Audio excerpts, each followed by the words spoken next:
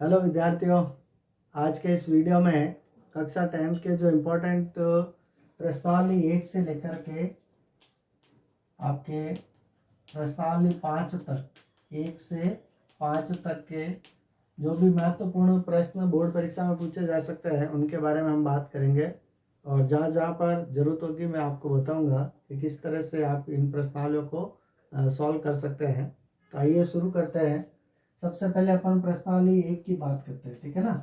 पहली प्रश्नावली के अंदर देखिए, सबसे पहले जो सवाल बनने वाला है वो आपके अभाज्य गुणनखंड का बनेगा। अभाज्य गुणनखंड, ठीक है ना। इसके द्वारा आपको एचसीएफ तथा एलसीएम मतलब मसफ और लसफ दोनों ज्ञात करने होंगे। अच्छा, अभाज्य गुणनखंड तो आपको पता ही होगा, टुकड़े करने वाला है ना। जैसे मान लो यहाँ 24 लिखा हुआ है तो सबसे पहले आप 2 का भाग दोगे, कितनी बार गया 12 बार, फिर 2 का भाग दोगे 6 बार, फिर 2 का भाग दिया तो 3 बार। अब देखो 3 में 2 का भाग नहीं जा रहा है तो 3 का देंगे तो 1 बार। इस तरह से ये अभाज्य गुणनखंड आएंगे। और यदि इनमें कॉमन संख्या होगी, मान लो जैसे 2 या 3 संख्या दे तो कॉमन संख्या होगी ना, उसको तो अपन एचसीएफ में ले लेंगे। और सभी संख्याओं को अगर साथ में लेंगे तो फिर उनको एलसीएम के अंदर लिखा जाएगा। तो एक तो ये सवाल इंपॉर्टेंट है, ध्यान रखें, अभाज्य गुणनखंड द्वारा एचसीएफ और एलसीएम ज्ञात करना। इसके बाद जो दूसरा सवाल आपसे पूछा जा सकता है वो आपसे पूछा जा सकता है यूक्लिड विभाजन द्वारा एचसीएफ ज्ञात करना। ये आपका इम्पोर्टेंट प्रश्न है। अच्छा, यूक्लिड विभाजन में आपको ध्यान है ना, a बराबर b into Q plus R, ये फॉर्मूला आपको याद रखना है, ठीक है। इसमें a का मतलब क्या होगा, a का मतलब जो भी संख्या हमें दी होगी उसमें से बड़ी संख्या यहाँ पर लेनी है। b का मतलब क्या होगा, जो संख्या है उसमें छोटी संख्या यहाँ पर लेनी है, ठीक है ना। और q का मतलब क्या होता है, भागफल। भागफल कहाँ से आएगा, तो भागफल का मतलब है छोटी संख्या का आप भाग दोगे किसमें, बड़ी संख्या में, तो भागफल आ जाएगा। और पीछे जो बचेगा उसको हम कहेंगे शेषफल। और ये स्टेप आपको तब तक करना है जब तक कि आर की वैल्यू मतलब शेषफल 0 ना आ जाए, तब तक आपको इस स्टेप को खोलते रहना है, ठीक है ना। तो ये दूसरा इंपॉर्टेंट प्रश्न है, यूक्लिड विभाजन द्वारा एचसीएफ ज्ञात करना। इसके बाद तीसरा जो आपके लिए इंपॉर्टेंट प्रश्न होगा वो आपका होगा दशमलव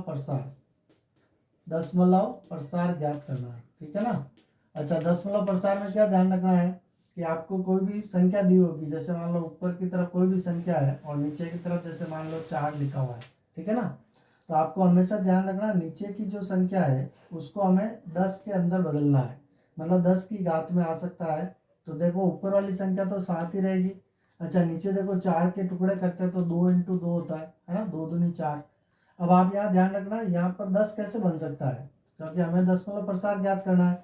तो 2 को हम 5 से गुणा करेंगे तब 10 बनेगा। तो देखो यहाँ 2 कितनी बार है, 2 बार है। इसका मतलब हमें 5 2 बार नीचे भी लिखना है और 5 2 बार ऊपर भी लिखना है। और इसके बाद आप गुणा कर लो बस आराम से। तो यहाँ पर 5 को 5 से गुणा किया 25 आ गया, ठीक है ना। और 25 को फिर किससे गुणा करना है, 7 से। तो 7 पंजे 35, 7 3, 7 दूनी 14, 15 16 17, तो 175 आया यहाँ पर। और नीचे की तरफ देखो 2 2 बार है ना, तो यहाँ पर 2 जीरो यानी 100 आ जाएंगे।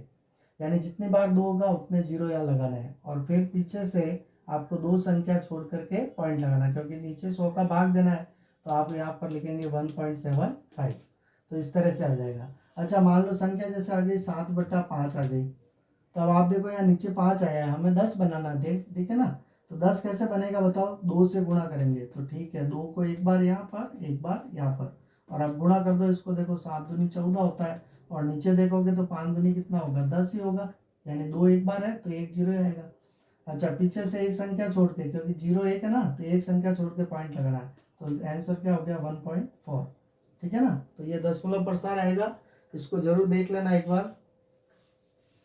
इसके बाद जो चौथा इंपॉर्टेंट सवाल आपके बन सकता है यहाँ पर, ठीक है ना। और वो सवाल क्या बनेगा, आपको एचसीएफ तथा एलसीएम के अंदर संबंध पूछा जा सकता है, ठीक है। ये भी इंपॉर्टेंट प्रश्न है, ध्यान रखें। तो फॉर्मूला क्या होगा, देखो एचसीएफ इंटू एलसीएम बराबर प्रथम संख्या जो भी आपको दी हुई होगी, और इंटू में आप लिखेंगे द्वितीय संख्या मतलब सेकंड संख्या। अच्छा, कभी कभी एग्जाम में ऐसे भी हो सकता है कि प्रथम संख्या और द्वितीय संख्या ना दे करके वो आपको दे सकता है दोनों संख्याओं का गुणनफल। तो भी ध्यान रखना, दोनों संख्याओं का गुणनफल, वो आपका कहने का अर्थ यही है कि ये प्रथम संख्या और द्वितीय संख्या दोनों को गुणा करेंगे तो वो गुणनफल भी दे सकता है। तो आप आराम से निकाल सकते हो। जैसे मान लो आपको एचसीएफ दे दिया है 9, ठीक है ना, और एलसीएम आपसे पूछ रहा है, और आपको इधर मान लो प्रथम संख्या या द्वितीय संख्या दे दे, या दोनों संख्याओं का गुणनफल जैसे मान लो 180 दे दिया, तो अब आप एलसीएम याद करेंगे ना, तो ये 9 कहाँ जाएगा, नीचे जाएगा। तो एलसीएम बराबर 180 और बट्टे में कितना आ जाएगा, 9, और फिर 9 से भाग दे दो इसको, तो 9 से डिवाइड करोगे तो कितनी बार क्या, देखो 9 दूनी 18 और फिर 0, तो इसका मतलब एलसीएम कितना आ गया, इसका 20 आ गया है। तो इस तरह से ये भी एक इम्पोर्टेंट प्रश्न है, नोट कर ले, एचसीएफ और एलसीएम में संबंध ज्ञात करना। और इस प्रश्नावली का जो 5वां इम्पोर्टेंट प्रश्न है वो आप ध्यान रखें, यहाँ पर अपरिमेय संख्या जो है वो सिद्ध करना है। वैसे बहुत कम चांस में पूछा जा सकता है, लेकिन फिर भी याद रखें अपरिमेय संख्या सिद्ध करना, ठीक है ना। और इसमें मैं संख्या आपको बता देता हूँ, जैसे √2 है, आप एक तो इसको देख ले, है ना। इसी तरह से √3 है, √5 है, तो कुछ तो इस तरह की सवाल पूछा जा सकता है, इनको सिद्ध करना है। या फिर आपको साथ में संख्या दे सकता है, जैसे 3 + √2 दे देगा, ठीक है ना, या मान लो जैसे 3 माइनस में √3 दे देगा, तो इस तरह से भी पूछा जा सकता है। एक और इम्पोर्टेंट संख्या है, देखो 5 + 7 √2, तो ये कुछ संख्या है जिसको अपरिमेय संख्याओं को सिद्ध करना है। तो ये पहली प्रश्नावली है जिसके 5 इंपॉर्टेंट प्रश्न है, 4 आप जरूर देखें ऊपर वाले, ठीक है ना, इनमें से परीक्षा में पूछा जा सकता है। चलो अब बात करते हैं अपन दूसरी प्रश्नावली की। प्रश्नावली 2 के अंदर आप ध्यान दें क्या इंपॉर्टेंट प्रश्न बन सकते हैं। तो सबसे पहला जो दूसरी प्रश्नावली है उसका पहला सवाल है वो है आपके शून्यंक ज्ञात करना, ठीक है ना, शून्यंक ज्ञात करना। तो शून्यंक के अंदर जैसे सवाल दिया हुआ आ गया, मान लो x² है, फिर माइनस में 2x है और माइनस में 8 है। अब आप शून्यंक कैसे ज्ञात करोगे बताओ। तो ध्यान रखना यहाँ पर बीच वाली जो संख्या है ना 2 लिखा हुआ है, तो इस 2 के ऐसे टुकड़े करने हैं कि गुणा करने पर कितने आने चाहिए, 8 आने चाहिए। तो टुकड़े क्या होंगे बताओ, देखो 4 × 2 करते हैं ना तो 8 आ जाता है, और हमें पता है 4 में से 2 यदि माइनस करेंगे तो वापस 2 आ जाएगा, मतलब बीच वाली संख्या आ जाएगी। तो फिर हमें पता चल गया टुकड़े कितने आ रहे हैं, 4 और 2 आ रहे हैं। तो अब लिखेंगे कैसे, आप ध्यान रखो x², फिर माइनस में यहाँ लिख लेंगे 4, और एक वैल्यू माइनस में होगी तो अगली वैल्यू प्लस में लिखेंगे, तभी तो माइनस होगा ना, -4 में से +2 घटेगा तो -2 आ जाएगा, और पीछे वाला ऐसे ही लिख लेंगे। अब आप क्या करोगे, 1 2 3 4 स्टेप बने, तो 2 में से कॉमन लेना, फिर लास्ट वाले 2 में से कॉमन आपको निकालना है। तो यहाँ पर देखो दोनों में से कॉमन क्या आ रहा है, x आ रहा है, पीछे क्या बचेगा, यहाँ पर x बचेगा, क्यों, क्योंकि x 2 बार था। फिर माइनस का निशान, या क्या बचेगा, 4 बचेगा, क्योंकि x तो हमने बाहर ले लिया। अच्छा यहाँ पर देखो प्लस का साइन है ना, और इसमें से कॉमन क्या है, x तो नहीं है ना, दोनों तरफ नहीं है, तो 2 का भाग 2 में भी जाता है और 8 में भी जाता है, तो कॉमन कितना आ गया, 2 आ गया। अब बचा क्या, देखो x माइनस 2 से डिवाइड करेंगे इसको, मतलब 2 का भाग देंगे तो कितनी बार गया, 4 बार। इसके बाद फिर आपको कॉमन लेना है, तो देखो यहाँ पर x - 4 है, ये भी x - 4 है, दोनों कॉमन ले लो, तो x - 4 यानी x - 4 आ गया, और पीछे क्या बचा यहाँ पर, तो उसको यहाँ लिख लो x + 2, क्लियर। तो यहाँ पर आपको शून्यंक पता चल गया है कि पहला शून्यंक जो है वो -4 है, तो प्लस का 4 हो जाएगा, और ये प्लस का है तो माइनस का हो जाएगा। यहाँ पर ऐसे लिख भी सकते हो आप, x - 4 = 0, इसको उधर ले जाना, तो x बराबर ये माइनस है, उस तरफ जाने पर प्लस में हो जाएगा, तो x की वैल्यू आ गई 4। इसी तरह से इसको भी लिख सकते हैं, x + 2 = 0, फिर 2 को उधर ले जाएंगे, तो x बराबर ये प्लस का है ना, उधर यानी पक्षांतरण करने पर निशान चेंज होगा, तो ये प्लस का है, उधर जाने पर माइनस हो जाएगा। तो इस तरह से हम, ये इंपॉर्टेंट एक प्रश्न है, जरूर आएगा परीक्षा में, शून्यंक ज्ञात करो। चलो इसका दूसरा जो सवाल बनता है इस प्रश्नावली में इंपॉर्टेंट, वो सवाल है आपके शून्यंकों का योग। ये भी इंपॉर्टेंट सवाल है, ध्यान रखना, शून्यंकों का योग तथा गुणनफल, इसके ऊपर आधारित सवाल आपसे परीक्षा में पूछा जा सकता है। जैसे मान लो यही सवाल है, x² - 2x - 8, मान लो यही परीक्षा में आ गया, तो हमें शून्यंकों का योग निकालना है। शून्यंकों का योग क्या होता है, देखो अल्फा + बीटा = -b/a, ये होगा। ठीक है ना, ये फॉर्मूला याद रख लेना, शून्य अंकों का योग है। और गुणनफल क्या होता है, तो गुणनफल होता है अल्फा डॉट बीटा, यानी गुणे का निशान है और बराबर में सी बटा ए, तो ये आपका गुणनफल है। अच्छा ये ए बी क्या है, देखो ए का मतलब क्या होता है, ए का मतलब होता है कि एक्स स्क्वायर के पास जो संख्या हो, एक्स स्क्वायर का गुणन, मतलब एक्स स्क्वायर के पास जो भी संख्या होगी। तो अच्छा यहाँ पर एक्स स्क्वायर के पास कितना है, 1 ही है ना, कुछ भी नहीं है, तो हम यहाँ ए की जगह पर क्या लिख सकते हैं, 1 लिख सकते हैं, ठीक है। अच्छा बी का मान क्या होता है, बी का मान होता है एक्स के पास जो भी संख्या हो, यानी एक्स का गुणन, ठीक है ना। तो एक्स का गुणन देखो यहाँ क्या लिखा हुआ, -2 लिखा हुआ है। अच्छा इस फॉर्मूले में माइनस लिखा है, वो तो हमें लिखना ही है। और फिर बी की वैल्यू कितनी आ रही है, तो यहाँ देखो इस फॉर्मूले में -2 लिखा है, तो हम यहाँ लिख लेंगे -2। जब इसको सरल करोगे तो माइनस माइनस क्या बनता है, प्लस, तो यानी +2 आ गया। क्लियर। इसको देखते हैं अपन, क्या लिखा हुआ है, अल्फा इंटू बीटा बराबर सी। अच्छा ये सी क्या होता है, सी का मतलब होता है अचर राशि, यानी जो सबसे लास्ट में लिखी हुई है अचर राशि। तो यहाँ पर देखो अचर राशि क्या लिखी है, -8 है, तो आप सी की जगह लिख दो -8। अच्छा ए की जगह तो क्या लिखना है, एक ही लिखना है ना। और जब इसको सॉल्व करोगे तो क्या आएगा, -8 आएगा। तो ऐसे हम कर सकते हैं इसको, ये शून्यंकों का योग और गुणनफल, तो दोनों संबंध आपसे पूछा जा सकता है, ठीक है ना। तीसरा सवाल देखो यहाँ पर, तीसरा सवाल जो इम्पोर्टेंट है, द्विघात बहुपद ज्ञात करना। ये भी परीक्षा में पूछा जा सकता है, द्विघात बहुपद ज्ञात करना, ठीक है ना। तो इसके लिए एक फॉर्मूला याद रख लो आप, है ना, एक्स स्क्वायर माइनस शून्यंकों का योग, क्या होगा, एक्स स्क्वायर माइनस शून्यंकों का योग, और फिर ब्रैकेट बंद करके लिखना है एक्स प्लस, यहाँ लिखना शून्यंकों का गुणनफल, शून्यंकों का गुणनफल। जैसे मान लो आपको संख्या दी हुई है, मान लो परीक्षा में सवाल दे दिया कि शून्यंकों का जो योग है, ठीक है ना, वो है आपके √2, और मान लो इसका जो गुणनफल है शून्यंकों का, वो आपके दे दिया 1/3। तो अब आपसे सवाल पूछा जाएगा द्विघात बहुपद ज्ञात करो। तो देखो इस फॉर्मूले में लिखो, यहाँ पर एक्स स्क्वायर माइनस शून्यंकों का योग कितना दिया हुआ है, √2 है, तो ठीक है यहाँ लिख लो √2, ब्रैकेट वापस एक्स लिख दो, प्लस शून्यंकों का गुणन कितना दिया हुआ है, 1/3, तो यहाँ लिख लो 1/3। अब देखो यहाँ पर ये वैल्यू बट्टे में, यहाँ बट्टे में कुछ भी नहीं है, यहाँ भी बट्टे में कुछ भी नहीं है, तब अपन क्या करेंगे, इस संख्या को यहाँ से हटाना है, तो इसका एलसीएम ले सकते हैं, आसान तरीका तो यही है। तो इसका एलसीएम देखो कितना हुआ, लसब मतलब 3 हो गया ना, तो यहाँ लिख लो 3। अच्छा 1 से भाग दिया 3 बार, 3 को इससे गुणा करेंगे तो क्या आएगा, यहाँ पर 3x², फिर काय का निशान है, माइनस का, 1 का भाग दिया 3 बार, 3 को √2 से गुणा करेंगे तो 3√2, और पीछे ये लिखा हुआ है x, फिर यहाँ पर क्या है प्लस, 3 का 3 में भाग दिया कितनी बार गया, 1 बार, और 1 को 1 से गुणा किया तो 1 आ गया।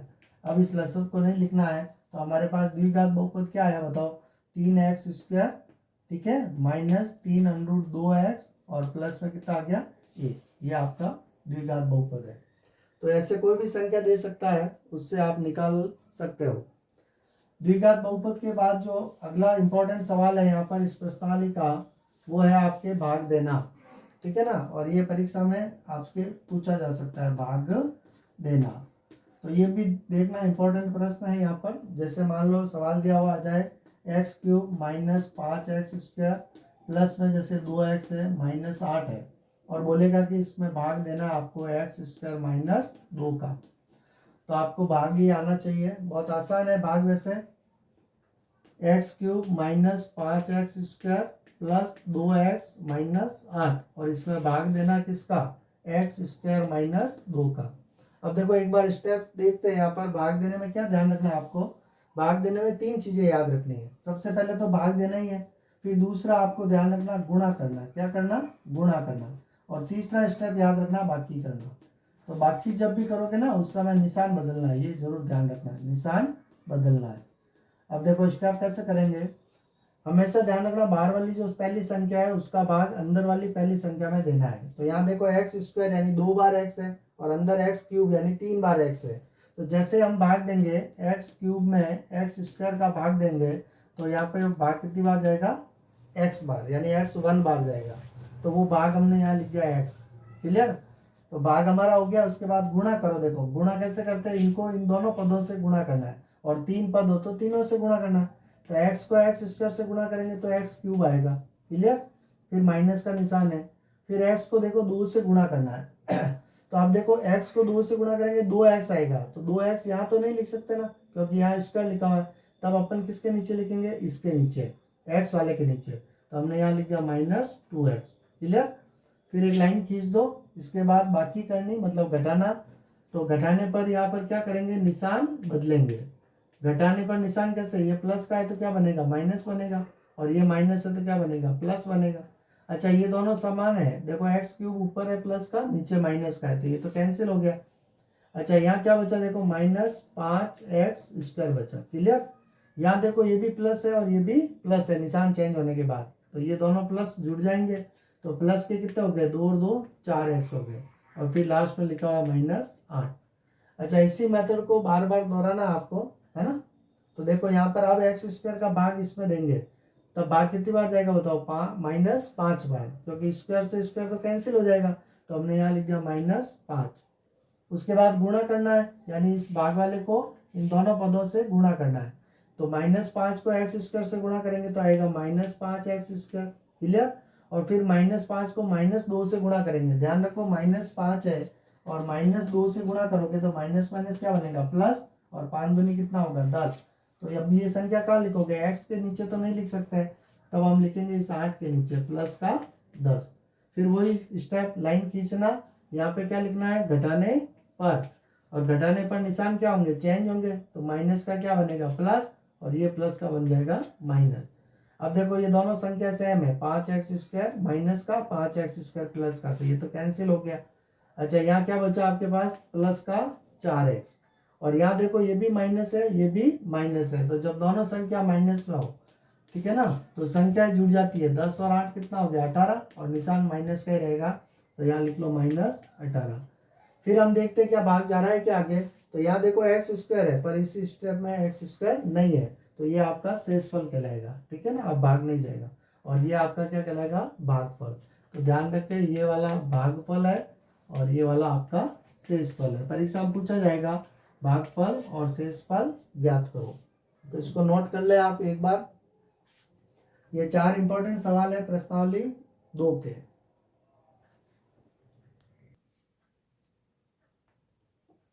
इसके बाद आगे प्रश्नावली 3 की बात करते हैं, ठीक है ना। तो प्रश्नावली 3 के अंदर एक इम्पोर्टेंट बड़ा सवाल आएगा, वो आपके ग्राफ है या आलेख कहते हैं उसको, ठीक है ना। तो ग्राफ पर आधारित 6 नंबर का सवाल या 4 नंबर का सवाल पूछा जा सकता है। जैसे मान लो आपको समीकरण दिया हुआ होगा x + 3y = 6, और एक समीकरण दिया हुआ है 2x - 3y = 12। तो आपको बोला जाएगा इनका ग्राफ बनाओ, ठीक है ना। तो सबसे पहले क्या करें, आप ग्राफ पेज पर इस तरह से सारणी बना लें, ठीक है ना। ज़्यादा से ज़्यादा 3 मान निकाल सकते हैं, पर 2 मान भी निकालोगे तो आपका आंसर आ जाएगा। तो ऊपर x नीचे y लिख दे, इस तरफ भी ऐसे ही है। दूसरे समीकरण के लिए दूसरी सारणी बना ले, वहाँ लिख ले x और y। अब ध्यान रखें इसको सॉल्व कैसे किया जा सकता है। देखो सबसे पहले ध्यान रखना कि यहाँ पर x का अगर मान रखोगे तो फिर y का मान निकलेगा, और y का मान रखोगे तो x का मान निकलेगा। तो जैसे मान लो मैंने यहाँ पर नंबर फर्स्ट स्टेप y के स्थान पर मैंने मान रखा, तो y की जगह मान लो मैंने 0 लिख दिया। क्या लिखा, 0। तो आप देखो x कितना आएगा, पहले x लिखेंगे प्लस, फिर ये कितना है 3 × y की जगह क्या लिखना है 0 बराबर के कितना है 6। चलो आगे सॉल्व करेंगे तो x + 3 को 0 से गुणा करोगे 0 ही आएगा, है ना, और बराबर 6। तो यहाँ से आपको पता चल रहा है 0 का वैसे कोई मतलब नहीं है यहाँ पर, तब x का मान कितना निकल करके आ गया, 6 आ गया है। तो इस मान को आप इस सारणी में भर दो, y का मान 0 है तो यहाँ लिख लो 0, और x का मान 6 है तो यहाँ लिख लो 6। अच्छा दूसरा स्टेप देखो, फिर y का मान रखेंगे हम, ठीक है ना। तो जैसे y का मान लो हमने 2 लिखा, आप कोई भी लिख सकते हैं मन से, 1 2 3 माइनस वगैरह प्लस में कैसे भी लिख सकते हैं। तो जैसे मैंने y का मान 2 लिखा है, तो लिखो यहाँ पर x + 3 × y के स्थान पे 2 लिखना है बराबर 6। अब सॉल्व करो इसको, देखो x + 3 को 2 से गुणा किया 6 हो गया बराबर 6। अच्छा ये 6 जब उधर जाएगा मतलब पक्षांतरण करेंगे, ठीक है ना, तो ये प्लस माइनस में हो जाएगा। तो यहाँ लिखेंगे x = 6 और ये प्लस का उस तरफ जाने पर निशान चेंज यानी -6। तो आप देखो x की वैल्यू कितनी आ गई, 6 में से 6 माइनस किया तो 0। तो ये मान आप इस सारणी में रख दें। y का मान 2 है तो यहाँ लिख लो 2, और x का मान 0 आया तो यहाँ लिख लो 0। तो इस तरह से ये समीकरण आप सॉल्व कर सकते हैं। दूसरा भी इसी तरह से है, ठीक है ना, ये मान निकाल करके आप सॉल्व कर सकते हैं। तो यहाँ पर भी ध्यान रखें, जैसे y का मान रखना है, पहले मान लो फर्स्ट स्टेप में मैंने y के जगह पर क्या लिखा, 0। तो आप देखो स्टेप क्या आ रहा है, 2x लिखना पड़ेगा, ठीक है, फिर माइनस, फिर 3 इंटू y की जगह क्या लिखना है, 0 बराबर 12। अच्छा आगे खोलोगे तो 2x, 3 को 0 से गुणा करेंगे क्या आएगा, 0 ही आएगा, बराबर 12। तो 0 का तो वैसे कोई मतलब भी नहीं है, तब x की वैल्यू कितनी आई बताओ, 12 बट्टे में ये वाला 2, और काटेंगे तो क्या मान आ गया 6, यानी भाग देंगे, 2 का भाग 12 में 6 बार। तो ये मान यहाँ रख लेते हैं अपन, y का मान कितना आया, 0 आया, और x का मान कितना है 6, तो यहाँ लिख लो 6। और इसी तरह से दूसरी सारणी जो है वो भी आप निकाल सकते हो। तो आपने जैसे मान लो मान 1 रखा है यहाँ पर, ठीक है ना, 2 रखा, कुछ भी मान रखो, जैसे मान लो 2 ही रख लिया, y के स्थान पर क्या रखा आपने, y के स्थान पर 2 लिखा, तब देखो क्या आंसर आएगा, 2x माइनस 3 इंटू वाई की जगह 2 लिखा बराबर 12। सॉल्व करो, देखो 2x माइनस 3 दूनी गुणा करना पड़ेगा ना, यहाँ पर 3 दूनी 6 बराबर 12। अच्छा इस 6 को उधर ले जाएंगे तो 2x बराबर 12, और ये माइनस का है, उधर जाने पर क्या हो जाएगा प्लस का, ठीक है, बराबर के उस तरफ ले जाएंगे तो 2x बराबर कितना हो गया, 12 और 6 हो गया 18।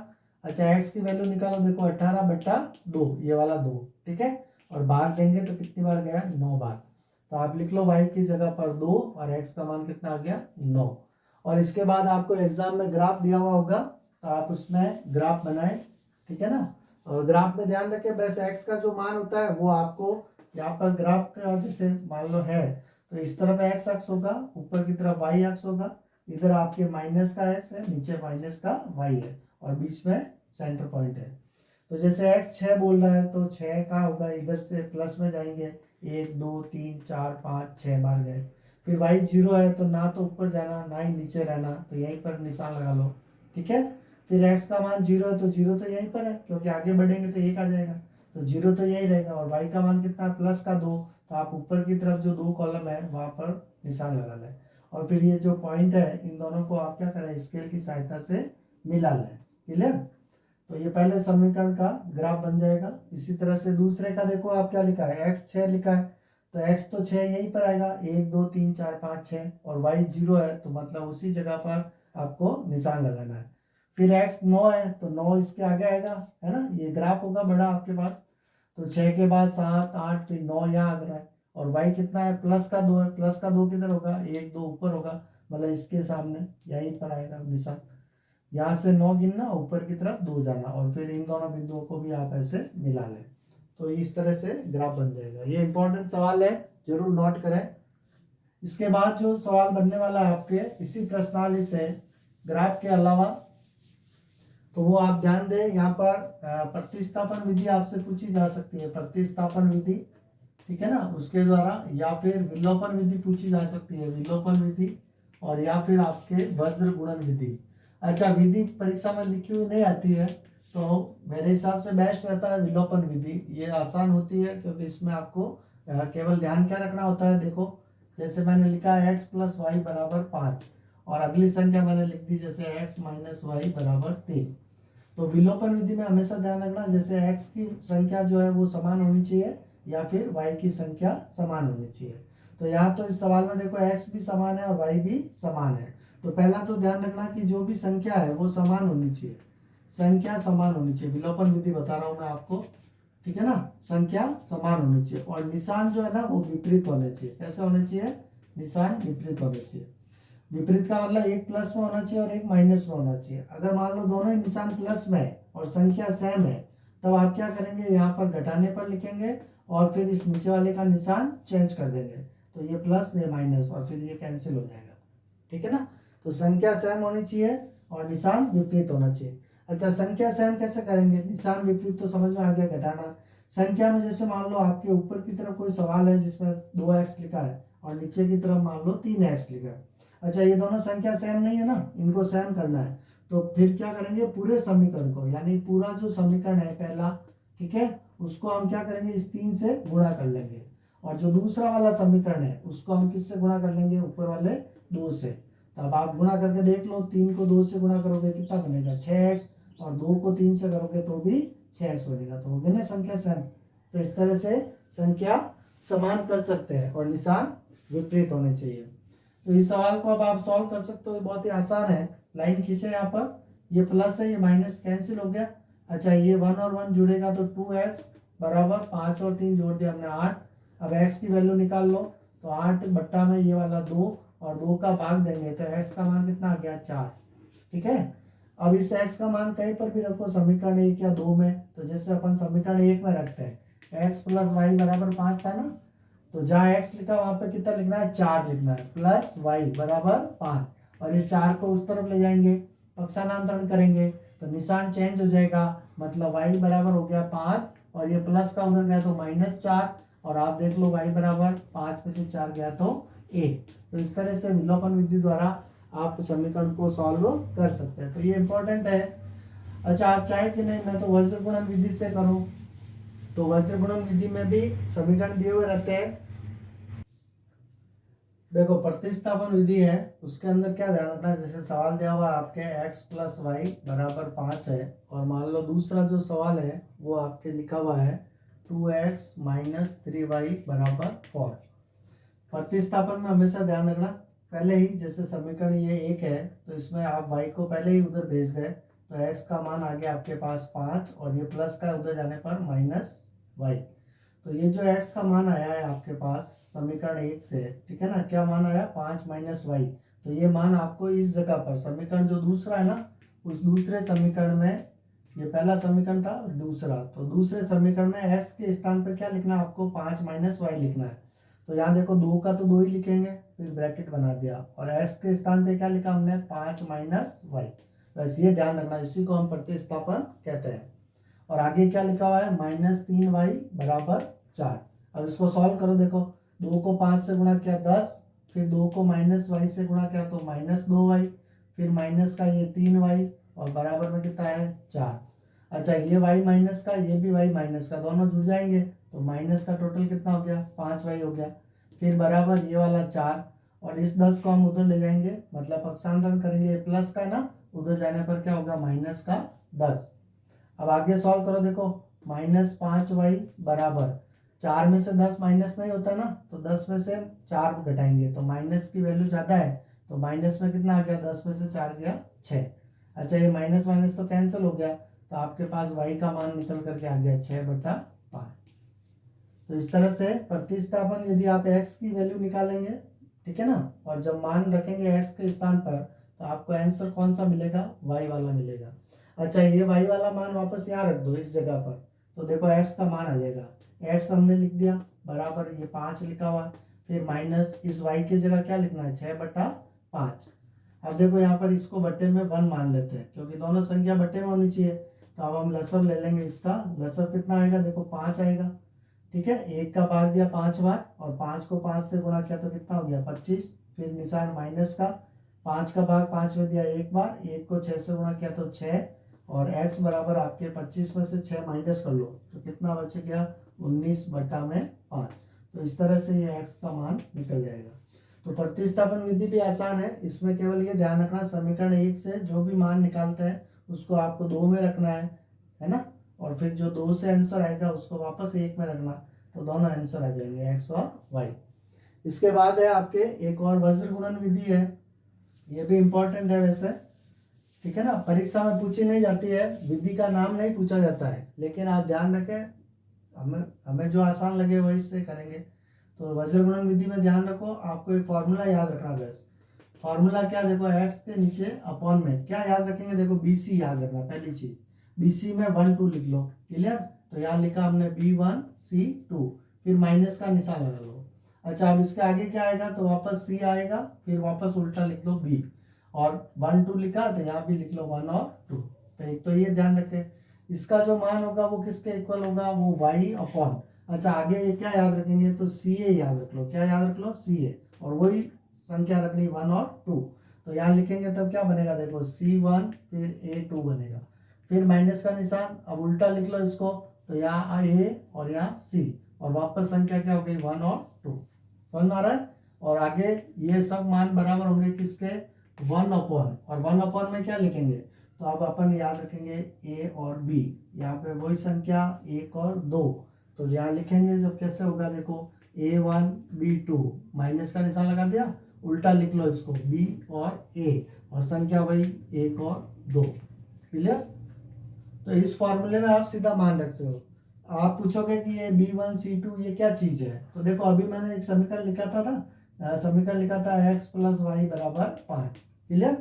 तो x के पास जो संख्या होगी, मतलब ये समीकरण पहला हमारा, तो x के पास जो संख्या होगी उसको हम A1 कहेंगे, b के पास जो संख्या यानी y के पास जो संख्या है उसको हम क्या बोलेंगे, B1 बोलेंगे, और ये जो संख्या है उसको हम बोलेंगे C1। तो समीकरण 1 से उठाओगे तो A1 B1 C2 आ जाएगा या C1 आ जाएगा। तो इसी तरह से मान जो है वो इस फॉर्मूले में रखना, तो आपका आंसर निकल जाएगा। इसको नोट कर ले फॉर्मूले को, ठीक है ना। और ये आपकी कौन सी विधि है, वज्र गुणन विधि है। तो इस प्रश्नावली में ये इंपॉर्टेंट सवाल है, एक तो ग्राफ वेरी वेरी इंपॉर्टेंट है, ध्यान रखना, और उसके बाद समीकरण दिया जाएगा, और जिसके अंदर आपको या तो प्रतिस्थापन, अगर आपको आसान लगे तो ये करें, विलोपन ये भी आसान है, ठीक है ना, और वज्र गुणन में आपको फॉर्मूला लिखना है, उसके बाद मान निकालना है। ओके, देखो इस प्रश्नावली का एक अंतिम सवाल इंपॉर्टेंट है, जहाँ पर k का मान पूछा जाएगा ना, तब आपसे ये पूछा जाएगा, ठीक है ना। इसको हम बोलते हैं स्थितियाँ, क्या बोलते हैं, समीकरण की स्थितियाँ दी हुई रहेगी, ये ध्यान रखें, वेरी वेरी इंपॉर्टेंट है। जैसे पहली स्थिति आपको दी हुई है A1/A2 = B1/B2, तो ये कंडीशन अगर आपके इक्वल नहीं हो, ये विशेष ध्यान दें, दोनों बराबर नहीं हो, ठीक है ना, तब क्या होगा, तब एक तो याद रखना ये संगत होगा, है ना, युग्म समीकरण कैसा होगा, संगत होगा। इसके बाद दूसरा याद रखना, यहाँ पर प्रतिच्छेदी रेखा होगी, कैसी रेखा होगी, सीधा परीक्षा में पूछा जा सकता है प्रतिच्छेदी रेखा होगी या नहीं होगी, तो आप ध्यान रखें प्रतिच्छेदी रेखा होगी, और साथ में याद रखें अद्वितीय हल होगा, अद्वितीय हल होगा, ठीक है। उसके बाद दूसरी जो कंडीशन है वो आप ध्यान रखें A1/A2 ये बराबर तो होगा B1/B2 के। अभी मैंने आपको बताया था A1 A2 क्या है, B1 B2 क्या है, बताया था ना। समीकरण 1 का जो भी x y और जो संख्या होगी वो A1 B1 C1 कहलाएगी, ठीक है। तो वही स्टेप यहाँ पर है, और तो A1/A2 बराबर होगा B1/B2 के, लेकिन C1/C2 के ये बराबर नहीं होगा। तब आप ध्यान रखें ऐसा स्टेप होने पर क्या होगा, संगत हल होगा, ठीक है। रेखाएं कैसी होगी बताओ, समांतर रेखा होगी, ये भी ध्यान रख लें, समांतर रेखा होगी। और यहाँ पर चूंकि ये इक्वल नहीं है C1 के, तो फिर कोई हल नहीं होगा, ये याद रख लें, कोई हल नहीं होगा, परीक्षा में साफ लिखा हुआ आएगा, है ना, तो आप ध्यान रखें। और तीसरी जो कंडीशन है वो आपकी है कि ये सारी चीज़ें बराबर होगी, मतलब A1/A2 बराबर होगा B1/B2 के, और ये बराबर होगा C1/C2 के। जब ये तीनों चीज़ें बराबर होगी तब ध्यान रखें ये संगत होगा, ठीक है, समीकरण। उसके बाद संपाती रेखा होगी, कैसे होगी, संपाती रेखा होगी, और यहाँ पर ध्यान दें अनंत हल होगा, कैसा हल होगा, अनंत हल होगा। तो ये 3 स्थितियाँ हैं, इन पर आधारित आपके k का मान निकालना वगैरह पूछा जा सकता है, इसको नोट कर लें। तो यहाँ पर इसके आगे अपन बात करेंगे चौथी प्रश्नावली जो है आपकी द्विघात समीकरण, ठीक है ना, वेरी वेरी इंपॉर्टेंट प्रश्नावली है, ध्यान रखें। द्विघात समीकरण जो प्रश्नावली है उसके अंदर पहला जो सवाल बनने वाला है वो तो आपसे सीधा पूछा जाएगा कि कोई समीकरण देगा, बोला जाएगा कि वो द्विघात समीकरण है या नहीं है, समीकरण है या नहीं है। तो आप ध्यान रखें जिसके अंदर घात 2 होगी, जैसे मान लो x के ऊपर स्क्वायर है ना, और आगे कोई 3x है -5 है, तो ये हम कह सकते हैं द्विघात समीकरण है। तो ये तो आप देख सकते हैं, बता सकते हैं। इसके बाद दूसरा जो है ना वो श्रीधराचार्य का सूत्र है, ठीक है, इस विधि से मूल ज्ञात करने में काम आता है। ये किस में काम आता है सूत्र, मूल ज्ञात करने में, ठीक है ना। तो उसमें आप सूत्र याद रख लें, x बराबर माइनस का b, फिर प्लस माइनस में अंडर का निशान, अच्छा वर्गमूल का मतलब ही प्लस और माइनस ही होता है। अंदर की तरफ क्या लिखना है, b² - 4ac, और बट्टे में क्या लिखना है 2a, ठीक है, ये सूत्र इंपॉर्टेंट है, ध्यान रखें इसको बिल्कुल। अच्छा, यहाँ पर ए बी सी क्या है, तो ये अभी मैंने आपको बताया है कि कोई भी मान लो द्विघात समीकरण दिया हुआ होगा, जैसे मान लो एक्स स्क्वायर है -3x है -6 है, ठीक है, या कुछ भी संख्या दे देगी, यहाँ पे 8 लिख लिया मान लो, तो आप ध्यान रखें जो स्क्वायर के पास जो संख्या होगी वो तो हमारी कहलाएगी ये, फिर एक्स के पास जो संख्या, निशान को भी साथ में लेना है, एक्स के पास जो संख्या है वो हमारी होगी बी, और फिर लास्ट जो संख्या है निशान के साथ वो होगी हमारी सी। तो ये ए बी सी, ये यहाँ पर आपको मान रखना है, उसके बाद इसको सॉल्व करना है। तो ये आपका है श्रीधर आचार्य सूत्र, वो इम्पोर्टेंट है, उसको याद रखें। और तीसरा जो सवाल है वो आपका वेरी वेरी इंपॉर्टेंट है, मूलों की प्रकृति ज्ञात करना, ठीक है ना, मूलों की प्रकृति ज्ञात करना। तो ये सवाल कब पूछा जा सकता है, जब आपको k का मान ज्ञात करना होगा, तब ये सवाल आपको दिया होगा। और इसके अंदर कुछ कंडीशन है, जैसे फर्स्ट कंडीशन क्या है कि बी स्क्वायर -4ac, और इसका मान यदि मान लो 0 से बड़ा हो, एक तो ये कंडीशन है। दूसरी कंडीशन आपके पास क्या है, बी स्क्वायर -4ac, और इसका मान जो है वो 0 से कम है, दूसरी कंडीशन। और तीसरी कंडीशन ध्यान रखें, बी स्क्वायर -4ac और बराबर में क्या होगा 0। अच्छा, ये कंडीशन कब लगती है बताओ, तो जब है ना 0 से अगर इसका मान जो भी वैल्यू यहाँ निकालेंगे वो यदि 0 से बड़ी आती है, तब आप ध्यान दें यहाँ पर इसके दो भिन्न वास्तविक मूल होंगे, दो भिन्न वास्तविक मूल होंगे। तो ये जब होगा ना कंडीशन, तब ये लगेगा, क्लियर। और दूसरी वाली कंडीशन कौन सी है, बी स्क्वायर -4ac है ना <0 यानी 0 से कम हो, तब आप ध्यान दें यहाँ पर कोई वास्तविक मूल नहीं होगा, ठीक है। तो नई की कंडीशन में ये रहेगा। और जब यहाँ पर बराबर का निशान आ जाए, है ना, बी स्क्वायर -4ac बराबर 0, तब आप ध्यान देना यहाँ पर दो वास्तविक मूल होंगे। तो आपको यहाँ पर k का मान ज्ञात करते समय ये आपसे पूछा जा सकता है। और इस प्रश्नावली का एक इम्पोर्टेंट सवाल है, चौथा मैं यहाँ लिख रहा हूँ, है ना, मूल ज्ञात करना। अच्छा, ये मूल कैसे ज्ञात करते हैं बताओ, मूल जैसे हमने शून्यन ज्ञात करना सीखा था, ठीक है ना, शून्यन, तो उसी तरह से आपको क्या ज्ञात करना है, मूल ज्ञात करना है। तो ये चौथी प्रश्नावली है जिसके अंदर इम्पोर्टेंट है, तो आप नोट कर ले इसको, ठीक है ना। ये आपके चौथी प्रश्नावली में, इसमें एक प्रश्नावली में सवाल है, पूर्ण वर्ग विधि द्वारा आपको मूल ज्ञात करना, तो वो मैं आपको बताना जा रहा हूँ, ठीक है ना। तो आप थोड़ा देख लें, पानी पी लेता हूँ मैं तब तक, इसको नोट करें। और पूर्ण वर्ग विधि अपन सीखने जा रहे हैं, ठीक है ना। चौथी प्रश्नावली का इंपॉर्टेंट सवाल, पूर्ण वर्ग विधि द्वारा मूल ज्ञात करना। तो सवाल क्या है देखो, यहाँ पे मैं लिख रहा हूँ, पूर्ण वर्ग विधि। अच्छा, विधि परीक्षा मैंने बोला है नहीं पूछी जाती है, पर यदि पूछी जाए तो इम्पोर्टेंट विधि है, जरूर ध्यान रखें। सवाल है आपके पास जैसे 2x² -7x + 3 बराबर 0। पूर्ण वर्ग विधि में क्या ध्यान रखना है, देखो पहली चीज नंबर 1, यानी x² के पास जो भी संख्या है, ठीक है ना, तो उससे हम भाग देंगे। जैसे x² के पास क्या है, 2 लिखा हुआ है, तो पहला स्टेप तो ध्यान रख लो आप, x² के पास जो संख्या है उसका हमें भाग देना है। तो यहाँ पर x² के पास 2 है, तो हम क्या करेंगे, 2 का भाग इसमें भी दे देंगे, 2 का भाग इसमें भी देंगे, और 2 का भाग इसमें भी देंगे, यानी सभी संख्याओं में 2 का भाग देना है। तो यहाँ देखो 2 से 2 तो कैंसिल हो गया, तब क्या बचा यहाँ पर x², फिर क्या निशान है -7x/2, और इसको हम उधर ले जाएंगे, पक्षांतर कर लेते हैं, प्लस का ना, पक्षांतर करेंगे तो निशान चेंज हो जाएगा। तो बराबर में देखो ये प्लस है, उधर जाने पर क्या हो गया, -3/2। थोड़ा ध्यान से देखना इसको, ये इंपॉर्टेंट विधि है ना, परीक्षा में आ सकती है। अच्छा, अब दूसरा स्टेप क्या याद रखना है, दूसरा स्टेप याद रखोगे कि x के पास जो संख्या लिखी हुई है, ठीक है ना, x के पास जो संख्या है, जैसे कितना है 7/2 है, तो उसका हमें क्या करना, आधा करना। आधा का मतलब होता है गुणा 1/2 कर लेना है। तो गुणा करो, इसको कितना आ रहा है देखो, 7 एकम 7 और बट्टे में 2 दूनी 4, तो ये 7/4 जो आया है, ठीक है ना, उसका हमें वर्ग करना है, ये ध्यान रखना है, इंपॉर्टेंट।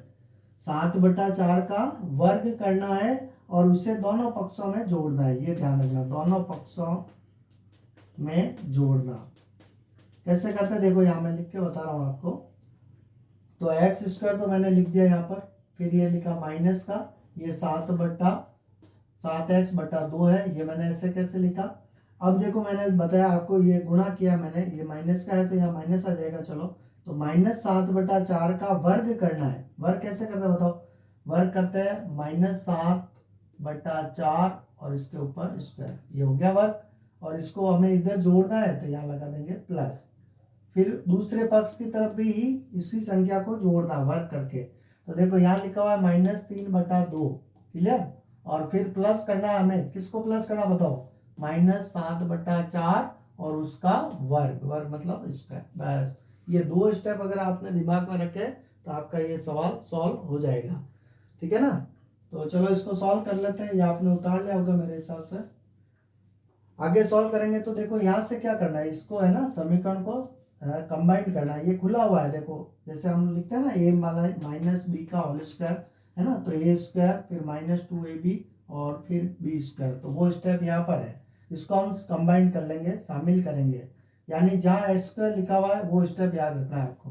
तो यहाँ देखो एक्स स्क्वायर लिखा हुआ है तो हमने केवल यहाँ से एक्स लिखा, फिर ये निशान माइनस का, माइनस लगा दिया। यहाँ 7/4 है तो 7/4, और इस पूरे पर हमने क्या लगा दिया, होल स्क्वायर, क्लियर। यानी यहाँ से और यहाँ से जो संख्या है वो हमने लिखी, और फिर स्क्वायर दोनों पे था तो हमने इस पूरे पर क्या लगा दिया, स्क्वायर लगा दिया, याद हो जाएगा। फिर आगे देखो माइन बराबर का निशान है, यहाँ लिखा है -3/2 तो हमने लिख दिया -3/2।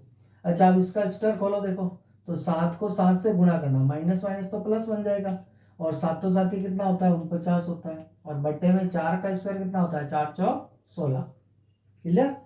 अब हमें इस तरफ वाली संख्याओं का लसक लेना, मैं यहाँ ऊपर कर रहा हूँ देखो। स्टेप क्या होगा, x - 7/4 का होल स्क्वायर बराबर इस संख्याओं का हमने लसक ले लिया, क्योंकि ये भिन्न की जोड़ है तो लसक कितना आएगा बताओ, देखिए 16 आएगा। 2 और 16 में 16 बड़ी संख्या ना, जिसमें 2 का भी भाग जाता है, तो हमने 16 लसक ले लिया। अब 2 का भाग दिया 16 के अंदर कितनी बार गया, 8 बार, और 8 को -3 से गुणा करना है, तो यहाँ पर आ गया -24, 8 दिया 24 होता है। फिर ये प्लस का निशान है, यहाँ लगा दिया प्लस। 16 का भाग 16 में दिया कितनी बार गया, 1 बार, 1 को 49 से गुणा किया तो यहाँ आ गया आपके 49। जब आगे सॉल्व करेंगे तो क्या आएगा देखो, x - 7/4 का होल स्क्वायर बराबर, अब देखो यहाँ पर ये तो संख्या माइनस की है और ये प्लस की, तो प्लस ज्यादा है ना, तो 49 में से 24 घटा लो, 9 में से 4 गया 5 और 4 में से 2 गया 2, तो 25 आ गया, और बट्टे में कितना लिखा हुआ है, 16। अब आप जानते हो देखो, यहाँ से स्क्वायर हटाएंगे हम, स्क्वायर हटाने पर इस संख्या पर क्या लगेगा, रूट लगेगा, मतलब वर्गमूल निकालना है। तो अगला स्टेप होगा आपके x - 7/4, अब मैंने स्क्वायर हटा दिया और बराबर में इसका रूट निकलेगा, तो 25 का कितना रूट होता है 5, और बट्टे में 16 का कितना होता है 4, और मैंने बताया था रूट हमेशा प्लस और माइनस में होता है, क्लियर। अच्छा यहाँ तक देखो समझ में आ गया है, तो फिर अपन आगे कैसे करेंगे ये थोड़ा सा ध्यान रखें। इस संख्या को हमें उधर भेजना है, लेकिन ये जो 5/4 है ना, वो प्लस में भी होगी और माइनस में भी होगी। तो मैं यहाँ दोनों ही स्टेप निकाल के बता रहा हूँ। पहले मैंने लिखा x - 7/4 और बराबर के अंदर मैंने प्लस वाली वैल्यू लिख दी, यानी 5/4, क्लियर, ये प्लस का लिखा है। अब इसको सॉल्व करो आप, माइनस को उधर भेजो, देखे तो x बराबर 5/4 और ये माइनस उधर गया तो प्लस में 7/4।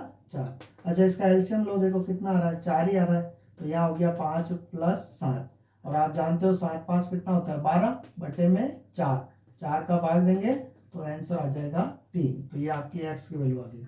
ये कब आई, जब हमने प्लस लिखा। अच्छा माइनस लिख के देखते हैं, तो x - 7/4 बराबर में मैंने यहाँ -5/4 लिखा है। अब आप इसको उस तरफ भेजो, ये माइनस का है, वहां जाने पर प्लस होगा, तो x बराबर क्या होगा, -5/4, और ये निशान उधर जाने पर बदल गया 7/4 प्लस का, क्लियर। अब इसका भी एलसीएम ले लो, देखो तो 4 ही आएगा एलसीएम, तो यहाँ क्या आएगा, -5 आएगा और फिर +7। अब सॉल्व करेंगे तो देखो ये माइनस है ये प्लस है, तो प्लस ज्यादा है ना, तो 7 में से 5 घटा लो, कितना बचा 2, और बट्टे में कितना है 4। जब इसको काटेंगे हम 2 के पहाड़े से, 2 एकम 2 और 2 दूनी 4, तो अगली वैल्यू हमारे पास x की क्या आ गई, 1/2। तो ये मूल दोनों ज्ञात कर सकते हैं। उम्मीद करता हूँ यहाँ पर देखो ये बिल्कुल इंपॉर्टेंट सवाल है जो आपके समझ में आना चाहिए, और आप इसको 1-2 बार प्रैक्टिस करें, है ना, इम्पोर्टेंट विधि है। चलो इसके बाद आज के इस लाइव सेशन की जो है प्रश्नावली 5 उसकी हम बात करें। वैसे बहुत इजी प्रश्नावली है और एग्जाम में बहुत सारे सवाल आपको देखने को मिल सकते हैं। 5वीं प्रश्नावली जो समांतर श्रेणियां हैं, तो समांतर श्रेणी के अंदर आप ध्यान रखें, एक तो आपको सीधा समांतर श्रेणी बनाना ये भी पूछा जा सकता है, ठीक है ना, तो ये जरूर ध्यान रखें। दूसरा यहाँ पर व्यापक पद पूछा जाएगा, है ना, व्यापक पद, इसके लिए एक फॉर्मूला है आपके पास, ए एन बराबर a plus bracket N minus 1 bracket बंद इंटू डी। अच्छा यहाँ पर देखो ये क्या है, ए आपका पहला पद है यानी प्रथम पद है, ये ध्यान रखना। एन क्या है, पदों की संख्या है जो आपको परीक्षा में दी हुई होगी, पदों की संख्या, और डी जो है वो आपका सार्वअंतर है। अच्छा ये ध्यान रखें, सार्वअंतर कैसे निकाला जाएगा, तो सार्वअंतर हमेशा जो है वो दूसरी संख्या मतलब द्वितीय संख्या जो होगी उसमें से आपको माइनस करना है, और किसको माइनस करना है, प्रथम संख्या को, तो आपके पास सार्वअंतर आ जाएगा। जैसे ये इम्पोर्टेंट सवाल वैसे है, परीक्षा में पूछा जा सकता है। मान लो जैसे एपी दिया हुआ है 8 फिर 10 और डॉट डॉट लगा करके आपसे बोला जाएगा जैसे 20वां पद ज्ञात करो, है ना, तो आप आराम से ये फॉर्मूला लगा लेना। ए एन बराबर, देखो ए का मान कितना है, पहला पद 8 है तो 8 लिख लो, प्लस ब्रैकेट एन कितना है, तो ये 20वां पद है तो यहाँ 20 लिख लो, माइनस 1 इंटू डी कैसे निकालेंगे बताओ, दूसरे में से पहला माइनस करना, ये लिखा मैंने, दूसरे पद में से पहला पद माइनस करना, तो 10 में से 8 घटाओ कितना बचा 2, तो यहाँ 2 लिख लो। और अब इसको सॉल्व कर लो आप आराम से, 8 प्लस 20 में से 1 गया 19 इंटू ये वाला 2। पहले ध्यान रखना गुणा किया जाएगा, तो 8 प्लस 19 को 2 से गुणा किया, 19 दूना 38, ठीक है ना, और अब 38 में 8 जोड़ दो, तो 8 8 16 हासिल 1 तो 46, इसका मतलब व्यापक पद कितना आ गया 46। ये आसान है, 2 बार प्रैक्टिस करोगे हो जाएगा व्यापक पद। इसके बाद जो है इसी प्रश्नावली का इम्पोर्टेंट सवाल है, वहां पर आपको कुछ एपी दिया हुआ होगा और उसमें योगफल ज्ञात करना, सवाल क्या पूछा जाएगा, योगफल ज्ञात करना। तो इसका फॉर्मूला ध्यान रखो, एस एन वाला फॉर्मूला, क्या फॉर्मूला होगा, एन अपॉन 2 यानी एन बटा 2 ब्रैकेट फिर 2a plus bracket N minus 1 bracket बंद इंटू डी, और या फिर इसको ऐसे भी लिख सकते हैं अपन, एस एन बराबर एन बटा 2 ब्रैकेट। अच्छा ये देखो ये फॉर्मूला अभी हमने पढ़ा, ये फॉर्मूला किसका था, ए एन का था ना, है ना, तो हमने लिख दिया यहाँ पर ए एन प्लस, यहाँ ये 2 बार है ना तो हमने आगे लिख दिया ए, तो ऐसे भी हम लिख सकते हैं। तो ये सूत्र लगा लेना आप, पदों का योगफल निकल जाएगा, कोई दिक्कत नहीं है, जैसे हमने व्यापक पद निकाला वैसे के वैसे, ठीक है। इसके बाद इसके मैं सवाल नहीं करवा रहा हूँ क्योंकि आप इसकी प्रैक्टिस कर सकते हो, बिल्कुल इजी है, प्रैक्टिस करने पर हो जाएगा। इसके बाद एक और सवाल पूछा जा सकता है आपसे, इसी प्रश्नावली का है, और वो है कि प्रथम एन धन पूर्णांक है, ठीक है ना, धन पूर्णांक उनका योग ज्ञात करना, ये भी एक इम्पोर्टेंट सवाल है। तो इसमें फॉर्मूला क्या होगा, एस एन बराबर, ध्यान रखें, N bracket N plus 1 upon 2। जैसे आपसे पूछा कि यहाँ पर n की वैल्यू दे दी, मान लो प्रथम 50 है ना, 50 धन पूर्णांकों का योग, या 500 या 1000 कुछ भी दे देगा, तो आप ध्यान रखो n की वैल्यू 50 है, तो इसको सॉल्व करेंगे तो n की जगह कितना लिखना 50, फिर बीच में कोई निशान नहीं तो इंटू का निशान, और 50 में 1 जोड़ दो, 50 प्लस 1 तो कितना हो गया 51, और बट्टे में कितना लिखना है 2। अब चाहो तो इन दोनों को गुणा करके 2 का भाग दे दो, या पहले 2 का भाग दे दो, इसमें कितनी बार गया 25 बार, और अब आप जानते हो 25 को 51 से गुणा करना है ना, तो आपका आंसर आ जाएगा 5 एकम 5, 5 को 5 से किया 25 इंटू 2 से किया 2, 2 पंजे 10, और इसको जोड़ देंगे तो ये 5 7 2 1 यानी 1275। मेरे हिसाब से ये समझ में आ गया होगा, इंपॉर्टेंट सवाल है, ध्यान रखना एग्जाम में आएगा। और इसके बाद यहाँ पर एक सवाल जो है अंतिम इस प्रश्नावली का जो मैं बताने जा रहा हूँ आपको, वो है पदों की संख्या ज्ञात करना, पदों की संख्या ज्ञात करना। तो इसमें आपको फॉर्मूला डायरेक्ट याद रखना है, एन बराबर A N minus A upon के अंदर डी और ब्रैकेट बंद करके प्लस 1। आप जानते ना फॉर्मूला कहाँ से बना, व्यापक पद वाला फॉर्मूला था, वही है, ए एन माइनस ए बटा डी और प्लस में 1, तो आपके पास एन निकल जाएगा, मतलब पदों की संख्या। और इम्पोर्टेंट सवाल है, ध्यान रखना, जैसे मान लो आपको पूछा जाएगा 2 अंकों की कितनी संख्याएं, ठीक है ना, जो 7 से विभाजित है। तो आप पहले तो एपी निकालो। देखो एपी कैसे निकालेंगे, 2 अंकों की संख्या बोला है, 2 अंक कहाँ से स्टार्ट होते हैं, 10 से, 10, 11, 12, 13, 14, 15 इस तरह से चलेंगे और लास्ट खत्म कहाँ होंगे, जैसे 97, 98, 99। 100 नहीं होगा क्योंकि 100 में 3 अंक हो जाते हैं। तो 2 अंक तो हमने पता लगा लिया। अच्छा, शर्त क्या दी हमें, 7 से भाग जाना चाहिए। तो देखो 10 में नहीं जा रहा है, 11 में भाग नहीं जा रहा, 12 में नहीं जा रहा, 13 में नहीं जा रहा, डायरेक्ट भाग किस में जा रहा है, 14 में। तो हमारा पहला एपी यहाँ पर आ गया 14, यानी पहला पद 14 आ गया। अच्छा, 14 के बाद अगला क्या आएगा, 7 का ही तो पहाड़ा है, तो 7 दूनी 14, फिर 7 या 21, तो दूसरी संख्या हमारे पास 21 आएगी। अब डॉट डॉट लगा करके अंतिम संख्या देखेंगे। यहाँ पर कौन सी संख्या देखेंगे, अंतिम संख्या, जिसको हम an कहते हैं। तो वो कितना आएगा यहाँ पर, तो देखो अंतिम संख्या 99 है। क्या 99 में 7 का भाग जाता है, आप देख करके देखो, 7 एकम 7, माइनस किया कितना बचा, 2। अच्छा, ये 9 जैसे ही उतारेंगे तो 29 हो जाएगा और 7 का भाग 29 में नहीं जाएगा, तब 9 को हटाएंगे। 9 से अगली संख्या देखो 8 है, तो हमने यहाँ 8 लिखा, यानी 98 हो गया।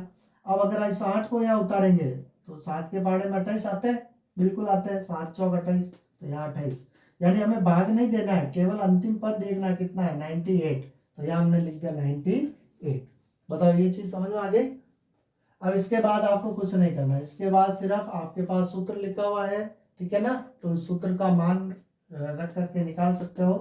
तो n बराबर, देखो an का मान कितना है, an 98 है, तो यहाँ लिख दिया 98, फिर माइनस a का मान कितना है 14, पहला पद, तो यहाँ हमने लिख दिया 14, बटा सार्वंतर d कितना है, तो 21 में से 14 घटाओ 7 बचेगा, और ये तो यहाँ पे दे ही रहा है 7 से विभाजित है, तो d की जगह 7 लिखा और ब्रैकेट बंद, प्लस में क्या लिखा 1। अच्छा, आगे सॉल्व करो इसको, देखो 98 में से 14 माइनस करो, 8 में से 4 गया 4 और 9 में से 1 गया तो 8, बट्टे में कितना है 7 है, ब्रैकेट बंद प्लस 1। अब 7 का भाग दो इसमें, तो 7 एकम 7, 84 में है ना, ऐसे भाग दे करके देख लेना, 7 एकम 7, 1 बचा, उतारा 4, 7 दूनी 14, तो 12 बार भाग गया, यहाँ लिख लो 12, और लास्ट में क्या है प्लस 1 है, और 12 और 1 जोड़ोगे तो आपके पास n की वैल्यू आ जाएगी 13। तो इस तरह से आप पदों की संख्या ज्ञात कर सकते हैं, ठीक है ना। तो मैंने आपको आज के इस वीडियो सेशन में 1 से लेकर के 5 प्रश्नावली के जितने भी इम्पोर्टेंट सवाल है वो बताए हैं, और इसके अलावा भी आप एक्स्ट्रा कुछ पढ़ना चाहें तो मैंने कंप्लीट जो गणित की है, त्रिकोणमिति है, ठीक है ना, बहुलक है, माध्यक है, वो सारे यूट्यूब पर वीडियो बनाए हुए हैं, तो उसका लिंक मैं आपको नीचे दे दूंगा, तो आप उसको जा कर के देख सकते हैं और बड़े बढ़िया प्रेम से इनको समझें, सवालों को करें और अच्छा पेपर करें, यही उम्मीद, यही कामना करता हूँ, ठीक है। नमस्ते, जय हिंद।